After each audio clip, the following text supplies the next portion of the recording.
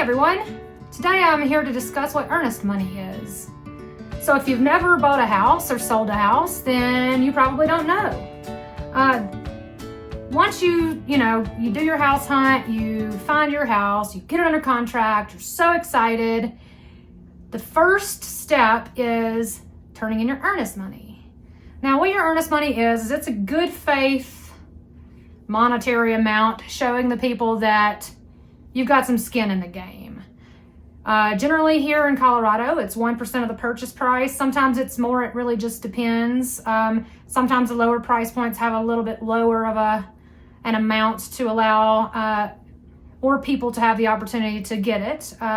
Some people in lower price points are, looking at homes and don't have a ton of money to put down. Maybe they're using a down payment assistance program.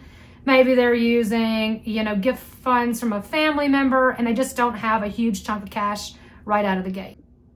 So the way that it works is it's something that if you default on your side of the agreement, that everything that everybody's decided in the contract to buy and sell real estate, then if a date or a deadline isn't met, or you just decide you don't want the house, then you have no reason for it that's in the contract and there's a date or deadline associated with it, then you run the risk of losing that earnest money. So there are multiple places in the contract where you can get your earnest money back if something is to fail. So I've never had a client lose it. I know that it's happened. People do it all the time. It's not happened to my clients. So it's at inspection, if you miss that date or deadline, you can lose it, although they did just change the wording in the contract about that. If there's, say, you just want to bow out for no reason, you're through everything, you're almost about to close, your loan is good to go, and you call me and you say, Sally, changed our mind, we don't want the house. Well, that's kind of a touchy subject, because then I have to call the listing agent, they have to talk to their client and say, hey, we were almost there and now these clients don't want the house anymore. Well, you're going to lose your earnest money. So say it's a $500,000 house, you could be losing $5,000. It could be $10,000. It could even be $15,000. It just depends on what your earnest money was. It's generally set in the MLS by the agent, but in the heat of the last couple of years, people were bringing just tons of cash to the table, making the earnest money non-refundable if something was to happen, no matter what it was, like right out of the gate.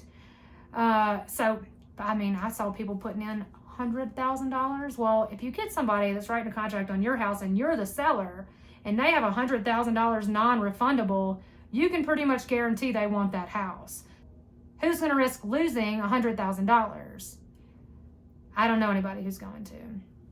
So earnest money is the first step of getting under contract. It's good faith, showing everybody that you've got skin in the game.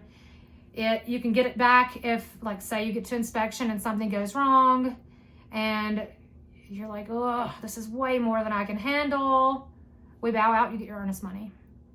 If we send in an inspection objection and the sellers won't do what you want them to do, we bow out and we get your earnest money back.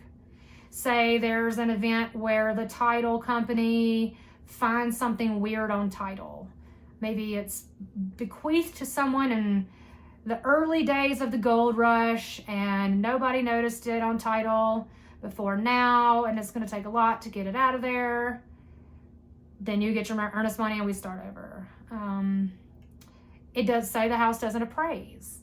And, so used to, or a couple of years ago, we would negotiate appraisals. We're back there again. The last couple of years, people were coming to the table saying they would bring $10,000 over appraisal if it comes in low, $20,000 over appraisal if it comes in low, the entire amount of the appraisal gap if it comes in low.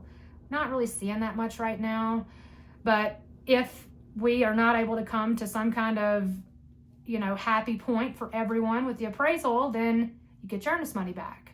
Say you get to the very end of everything, we're almost there, and you get called into work the next day and your boss fires you. Well, you no longer qualify for the loan.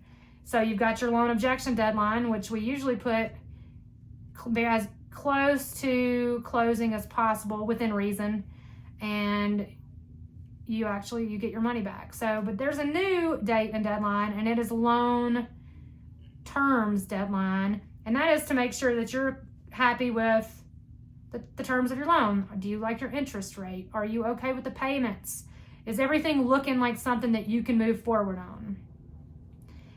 If not, you can get your earnest money back then. So the goal of earnest money is to have some collateral there in the middle, but that this title company holds on to. The seller doesn't have it, I don't have it, the listing agent doesn't have it, but it's being held somewhere safe and is distributed in the correct way once things are either done and it goes towards your down payment, or you're ready to roll because the date and deadline was met that you didn't agree with. That's your inspection, just like I just said. So if you've got any questions about earnest money, or you want to know more about buying a house, I'm happy to chat with you. Give me a call at 662-588-2420. Hope you have a great day.